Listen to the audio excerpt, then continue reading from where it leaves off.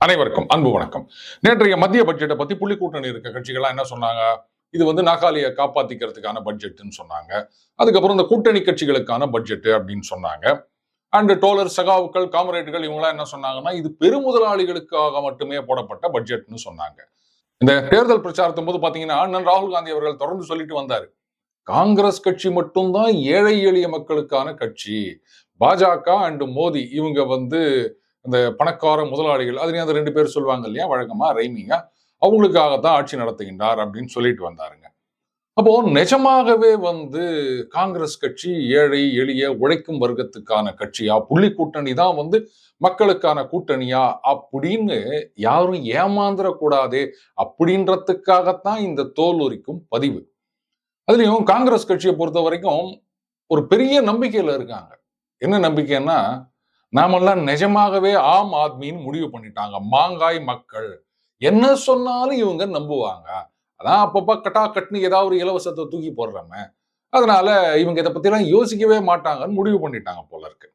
As usual நாம ஒன்றும் மவுத் புளித்ததோ mango புளித்ததோன்னு பேசலங்க. எதுவா இருந்தாலும் ஆதாரத்துடன் தான் பேசுவோம். கர்நாடகால பாத்தீங்கன்னா 14 மணி நேர வேலை அப்படின்ற ஒரு ப்ரப்போசல். இதுக்கு வந்து ஐடி எம்ப்ளாயீஸ் யூனியன் வந்து கடும் எதிர்ப்பு தெரிவித்திருக்கின்றார்கள்.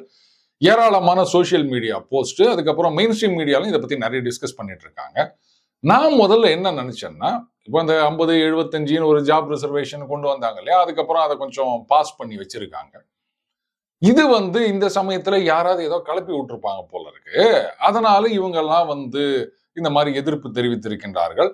கூடிய விரைவிலேயே கவர்மெண்ட் கிட்ட இருந்து ஒரு கிளாரிபிகேஷன் வரும். அந்த மாதிரி எல்லாம் ப்ரப்போசலே கிடையாதுங்க, இது யாரோ வந்து கிளப்பி விட்ட வதந்தி அப்படின்னு இதுக்கு ஒரு முற்றுப்புள்ளி வைப்பார்கள்னு நான் நிஜமாவே எதிர்பார்த்தேன். ஏன்னா அங்க வந்து ஃபேக்ட் செக்கிங் யூனிட்னு ஒண்ணு வச்சுன்னுக்குறாங்க. ஆனா அந்த கான்ட்ரரி பாத்தீங்கன்னா, அது உண்மை அப்படின்ற மாதிரி மந்திரியே பேசியிருக்காருங்க. இதுதான் நான் சொன்ன ஆதாரத்துடன் அப்படின்னு. மந்திரி என்ன சொல்லியிருக்காரு? லேபர் மினிஸ்டர் சந்தோஷ் அவர் என்ன சொல்றாரு, பாருங்க இண்டஸ்ட்ரியில இருந்து எங்களுக்கு நிறைய பிரஷர் வந்திருக்குது.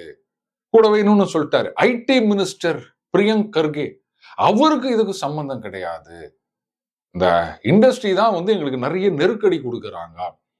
நான் கூட என்ன நினைச்சேன், சரி பிரஷர் அழுத்தம் கொடுப்பது அப்படின்னா சார் இது மாதிரி பண்ணுங்க பண்ணுங்க இப்படிதான் நம்ம கேள்விப்பட்டிருக்கோம். ஆனா அந்த மந்திரியோடைய ஸ்டேட்மெண்ட் பாருங்க, அந்த இண்டஸ்ட்ரியோட பிரஷர்ல தான் இந்த பில் அந்த மசோதாவே வந்திருக்கின்றது அப்படின்றார். அதாவது ஒரு டிராஃப்ட் மசோதா இன்னும் வந்து சட்டமன்றத்தில் சமர்ப்பிக்கப்படவில்லை.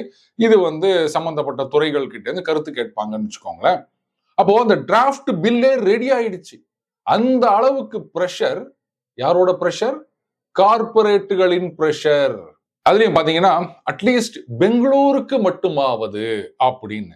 இப்போ வந்து ஐடில வேலை செய்யற ஊழியர்கள் அவர்களுடைய எதிர்ப்பு நியாயமா அப்படின்னு பார்த்தா, ஆமாங்க 14 மணி நேரம் ஒரு மனுஷன் எப்படிங்க வேலை செய்ய முடியும்? அதுலயும் பெங்களூரை பத்தி ரொம்ப ஃபேமஸா சொல்லுவாங்க, டிராபிக் ஜாம்.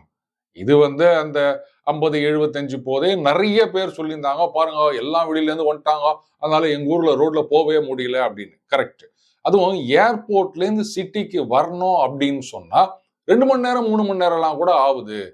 இப்போ ஒரு இடத்துல வேலை பார்த்துட்டு இந்த கம்பெனி பஸ் இருக்கு இல்லையா, அந்த பஸ்ல வீட்டுக்கு வந்து சேரணும்னாலே பல மணி நேரங்கள் ஆகின்றது. அப்போ அட்லீஸ்ட் ஒரு 1.5 மணி நேரம் டிராவல் அப்படின்னு வச்சுக்கோங்களேன். 3 மணி நேரம் டிராவல், 14 மணி நேரம் வேலை. அப்போ 17 மணி நேரம் போக வீட்டுல 7 மணி நேரம் தான். ஒரு மனுஷனுக்கு 8 மணி நேரமாவது தூக்கம் வேணாமா? சரிங்க 6 மணி நேரம்னு வச்சுக்கோங்க மினிமம். அப்ப அந்த மீதி 1 மணி நேரத்துல அந்த மனுஷனோ இல்ல மனுஷியோ வீட்டுல என்ன பண்ணுவாங்க? புருஷன் பொண்டாட்டினா அவங்க உட்காந்து பேசுவாங்களா? இல்ல வந்து பசங்களோட பேசுவாங்களா? அப்பா அம்மாவோட எப்படி இருக்க என்ன ஏது அப்படின்னு கேட்பாங்களா? இல்ல மத்த சொந்த வேலைகளை பார்ப்பாங்களா? டிவி கூட பார்க்க முடியாது 1 மணி நேரத்துல. போன உடனே டயர்டா இருக்கும், சோஃபால உட்காருவாங்க, காப்பியோ டிஃபனோ சாப்பிடுவாங்க, அந்த 6 மணி நேரம் படுத்து தூங்குவாங்க. ஆஹா, அந்த குளிக்க கொள்ளலாம் டைம் இல்லையே. யோசிச்சு பாருங்க, இது எந்த விதத்துல நியாயமாக இருக்க முடியும்? ஆனா இண்டஸ்ட்ரியில பிரஷர் கொடுக்குறாங்க, அதனாலதான் இந்த மசோதா வந்துக்குதுன்னு சொல்லிட்டு ஒரு அமைச்சரே சொல்றாருன்னா, கார்பரேட்டுகளுக்கு அடிபணிவது காங்கிரஸ் கட்சி. இது வேற வெளிப்படையா சொல்றாங்க இவங்க. இதுல ஒளிவு மறைவே கிடையாது. ஏதோ கேட்டிருக்காங்க, பரிசீலனை செய்து வருகிறோம், இப்படி பூசி மொழிகினா கூட பரவாயில்ல. அவங்க எங்களை பிரஷர் பண்றாங்க, அதனாலதான் இந்த பில் வந்திருக்குது அப்படின்னு ஒரு மந்திரியே சொல்றாருன்னா, நாம என்ன சொன்னாலும் இந்த ஜனங்க தலையாட்டினே போவாங்க அப்படின்ற அசைக்க முடியாத நம்பிக்கை இருக்கின்றது. கரெக்டா? இப்ப அதுக்கு டோலர்கள் என்ன பண்ணுவாங்க? சார், கர்நாடகத்துல கம்யூனிஸ்ட் ஒண்ணுமே கிடையாது அப்படின்லாம் சொல்லக்கூடாது. இதோ இங்க இருக்கிற ஒருத்தர் டோலர் சொன்னாரு, உத்தரப்பிரதேசத்துல நாங்க வீடு கட்டி கொடுத்துருக்கோம், அங்க எங்க இருக்குது கம்யூனிஸ்ட் கட்சி அப்படின்னு கேட்டாரு. சோ கட்சி இருந்தாலும் இல்லாட்டாலும் எங்க அநியாயம் நடந்தாலும் குரல் கொடுக்கணும். ஏங்க டோலர், பாலஸ்தீனத்துல என்ன நடக்குது, காசால என்ன நடக்குதுன்னு இங்கேருந்து குரல் கொடுத்து இருக்கிறீங்களே, பக்கத்துல இருக்க கர்நாடகத்துல நடக்கிறதுக்கு குரல் கொடுக்க மாட்டீங்களா? ஒருவேளை அந்த 14 மணி நேர வேலை திட்டத்தினால பாதிக்கப்படுவது மைனாரிட்டி அப்படின்னா மட்டும்தான் நம்ம டோலர்கள் வாய் திறப்பாங்களோ? இந்த டோலர்கள் இவங்க என்ன பண்ணுவாங்க, அந்த மே தினத்தை ரொம்ப விமர்சையா கொண்டாடுவாங்க. இது எங்க இருந்து ஆரம்பிச்சது அப்படின்னா, சோவியத் ரஷ்யாலேயோ இல்ல சீனாலேயோ கியூபாலேயோ கிடையாதுங்க, அமெரிக்கால. அங்கதான் என்ன பண்ணாங்க, 8 மணி நேரம் வேலை. 8 மணி நேரம் வேலை செய்யணும், 8 மணி நேரம் தூங்கணும், 8 மணி நேரம் அவனுக்குன்னு ஒரு சோசியல் லைஃப் அப்படின்னு சொல்லி ஆரம்பிச்சதுதான் அந்த வேலை நிறுத்தம். அதைத்தான் மே தினம்னு கொண்டாடி நிற்கிறாங்க. அப்போ அந்த 8 மணி நேர வேலை அப்படின்றது 14 மணி நேரம்னா கிட்டத்தட்ட டபுள். அப்ப அவனுக்கு லைஃபே கிடையாது. சோசியல் லைஃபை விடுங்க, லைஃபே கிடையாதுன்னு தான் ஆகுது. இப்ப சொல்லுங்க டோலர், கார்பரேட்டுகளுக்கு அடிபணிந்து போனது காங்கிரஸ் புள்ளி கூட்டணியா இல்ல பாஜகவா? இப்ப பாத்தீங்கன்னா நிறைய எதிர்ப்பு வந்து கொண்டிருக்கின்றது. இது பத்தி சோசியல் மீடியால எல்லாம் நிறைய போஸ்ட் போட்டுட்டு இருக்காங்க. ஆனா உலகம் முழுக்க இது ஒரு டெக்னிக்காவே டெம்ப்ளேட்டாவே இருக்குதுங்க. என்னன்னா, ஏதோ ஒரு புதுசா ஒரு சட்டம் இல்ல திருத்தம் கொண்டு வரோம் அப்படின்னு சொன்னா, அதை கொண்டு வரதுக்கு முன்னாடி அப்படியே லீக் பண்றது. அப்ப என்ன ஆகும், இதை பத்தி பயங்கரமான எதிர்ப்பு விவாதங்கள் இதெல்லாம் நடக்கும். அது பாட்டுக்கு கொஞ்ச நாள் ஓடினே இருக்கும். அதுக்கப்புறம் அப்படியே பிசு பிசுத்து போய்விடும். அந்த நேரத்துல அந்த சட்டத்தையோ திருத்தத்தையோ கொண்டு வந்து நீங்க இம்ப்ளிமெண்ட் பண்ணிட்டீங்கன்னு சொன்னா, ஏற்கனவே இவங்களுக்கு எல்லாம் டயர்டாகி போயிட்டு இருப்பாங்க பேசி பேசி. மறுபடியும் அதை எதிர்த்து பேசுவதற்கோ போராட்டம் பண்றதுக்கோ உடம்புல சக்தி இருக்காது. டைரக்டா இம்ப்ளிமெண்ட் பண்ணிட்டு போயிருவாங்க. இதுதான் உலகம் முழுக்க சக்சஸ்ஃபுல்லா ஃபாலோ பண்ணிட்டு இருக்க ஒரு டெம்ப்ளேட். அந்த மாதிரி இப்ப இந்த மாதிரி ப்ரப்போசல் இருக்கு அப்படின்னு வந்த உடனே ஐடி தொழிலாளர்கள்லாம் எதிர்ப்பு அப்படின்னு பேசிட்டு இருக்காங்க. ஆனா இம்ப்ளிமெண்ட் பண்ணா இவங்க என்ன பண்ணுவாங்கன்னு நினைச்சிட்டு இருக்கீங்க? இவங்களால ஸ்ட்ரைக் பண்ண முடியுமா? சான்ஸே கிடையாது. அந்த மாதிரி ஒற்றுமை அப்படின்றது ஐடியில வேலை செய்யறவங்க கிட்ட என்னைக்குமே பார்க்க முடியாது. அண்டு அந்த இண்டஸ்ட்ரி இவங்க தான் ப்ரெஷர் கொடுக்குறாங்க அப்படின்னு சொல்லும்போது, ஐடி இண்டஸ்ட்ரியை பொறுத்த வரைக்கும் ஹையர் அண்ட் ஃபயர். வேலைக்கு வரலையா, பிங்க் ஸ்லிப்பு வீட்டுக்கு போ அப்படின்னா என்ன பண்ணுவீங்க? அதனால 14 மணி நேரம்னு வந்தா ஏத்துக்கொண்டுதான் ஆக வேண்டும். அங்க வேலை செய்யறவங்க, அவங்களுக்கு வேற வழியே கிடையாது. இதுக்கு ஒரு பேக்ரவுண்ட் இருக்குன்னு நினைக்கிறேன். இந்த சமீபத்தில் இந்த 50% 75% ஜாப் ரிசர்வேஷன் ஃபார் கர்நாடகா அப்படின்னு கொண்டு வந்தாங்க இல்லையா? நாஸ்காம் முதற்கொண்டு எல்லா தொழில் நிறுவனங்களும் கர்நாடகத்தில் இருக்கிறவங்க இதை கடுமையாக எதிர்த்தார்கள். நாங்க அது மாதிரிலாம் பண்றீங்க, இதெல்லாம் ஏத்துக்க முடியாதுன்னு சொன்னாங்க. ஆனா பாருங்க, இந்த இன்ஃபோசிஸ் கம்பெனி இருக்கு இல்லையா, அவங்க மட்டும் ஒரு குறுக்கு சால் ஓட்டினாங்க. அந்த கம்பெனியோடைய சிஇஓவா சலீல் பரேக் அவர் என்ன சொன்னாரு, பாருங்க, அரசாங்கங்கள் எந்த விதமான கைட்லைன்ஸ் கொண்டு வந்தாலும் நாங்கள் அதை ஏற்றுக்கொள்வோம், அதை ஃபாலோ பண்ணுவோம் அப்படின்னு பேசியிருந்தாருங்க.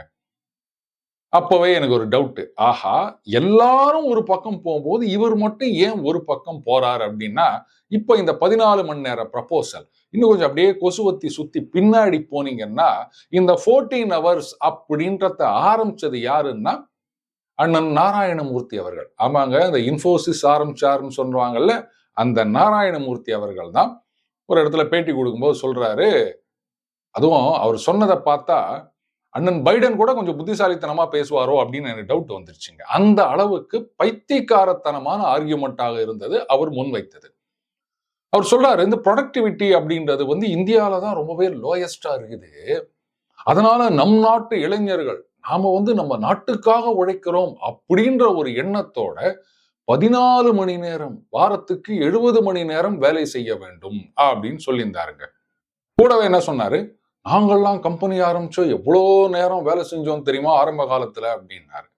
நான் நினைக்கிறேன், இந்த பணம் அந்தஸ்து இதெல்லாம் அளவுக்கு அதிகமா சேர்ந்து ஒரு உச்சத்துக்கு போயிட்டோம் அப்படின்னா, அப்ப இந்த கீழே இருக்க ஜனங்களை பார்த்தா மனுஷங்க மாதிரியே தெரியாது போல இருக்கு. இவர் சொல்றாரு, கம்பெனி ஆரம்பிச்சப்போ நாங்க எவ்வளவு மணி நேரம் எவ்வளவு கஷ்டப்பட்டு உழைச்சோம் தெரியுமா அப்படின்னு. நீங்க எவ்வளவுக்கு எவ்வளவு உழைக்கிறீங்களோ அதுல வர லாபம் அத்தனையும் உங்களுக்கு தாங்க. நீங்க தொழிலாளியா உழைக்கல, முதலாளியா உழைக்கிறீங்க, உழைச்சிங்க, அதை ஞாபகம் வச்சுக்கோங்க. இப்போ ஒரு டீ கடைங்க, அதுல முதலாளியே டீ மாஸ்டரா இருக்காரு அப்படின்னு சொன்னா, அவர் பாட்டு காலைல 5 மணி கடை திறந்தா ராத்திரி 10 மணி வரைக்கும் கூட அவர் கடையை திறந்து வச்சிருக்கலாம்.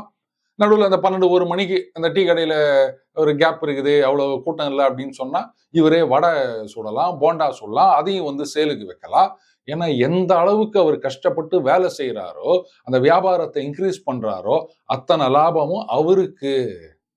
ஆனா அதே கடையில நீங்க டீ மாஸ்டர்னு ஒரு ஆளை வேலைக்கு போட்டு நீ காலைல 5லேருந்து 10 வரைக்கும் உட்காரு, நீயே வடை சுடு, நீயே போண்டா சுடு அப்படின்னா, ஏய் வந்தமா 8 மணி நேரம் வேலை பார்த்தமா, என் சம்பளத்தை எடுத்து வை, இஷ்டத்துக்கு எல்லாத்தையும் ஏன் தலை கட்டுற, கேட்பமா மாட்டோமா?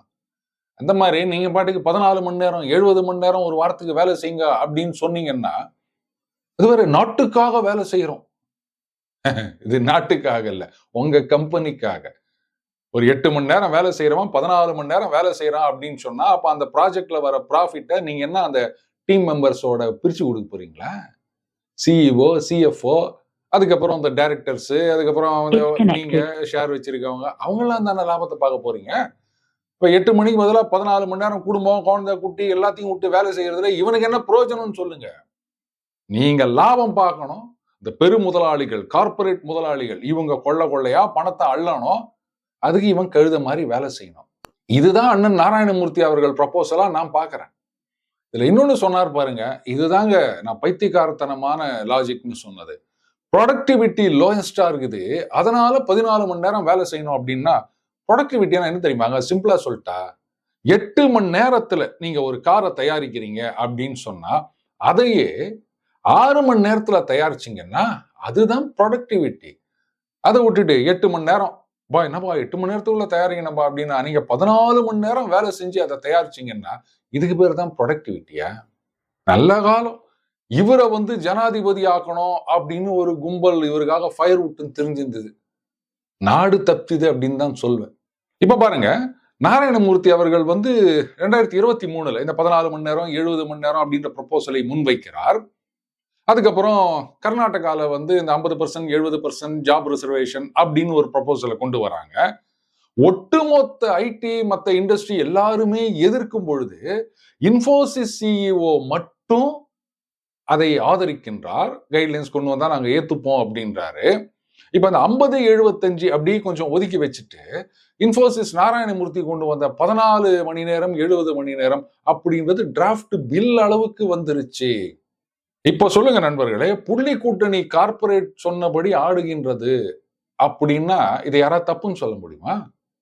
மறுபடியும் சொல்றேன், டோலர்கள் இங்கிருந்து காசாக்கு குரல் கொடுக்குறீங்க, பக்கத்துல தாங்க இது கர்நாடகா, ரொம்ப தூரத்துல இல்ல. அங்க இருக்கவங்களுக்காக எப்ப குரல் கொடுக்க போறீங்க? ஐடியில இருக்கவங்க எல்லாம் வந்து தொழிலாளிகள் கிடையாது அப்படின்லாம் நீங்க வந்து வாயில வடை சொல்லக்கூடாது.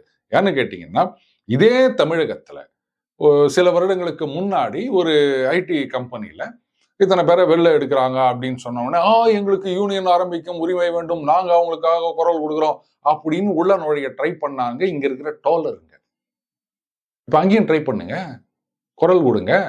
யூனியன் இருக்கோ இல்லையோ, அவங்க அவங்களுக்கு ஆதரவு கொடுக்குறாங்களோ இல்லையோ, பாதிக்கப்படும் மக்களுக்காக குரல் கொடுக்க வேண்டியது தானே டோலர்களுடைய கடமை. ஏன் வாய முடின்னுக்கிறீங்க?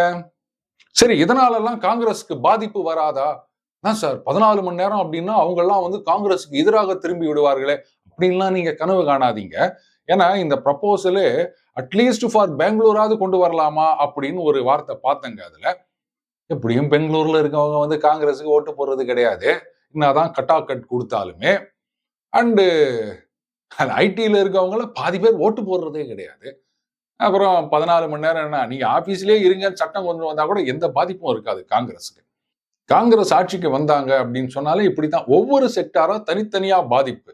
ஆனா அத்தனை பேரும் ஒன்னா சேர மாட்டாங்க. இதுதான் காங்கிரஸுடைய பலம். மீண்டும் அடுத்த ஒரு சந்திப்போம். வணக்கம்.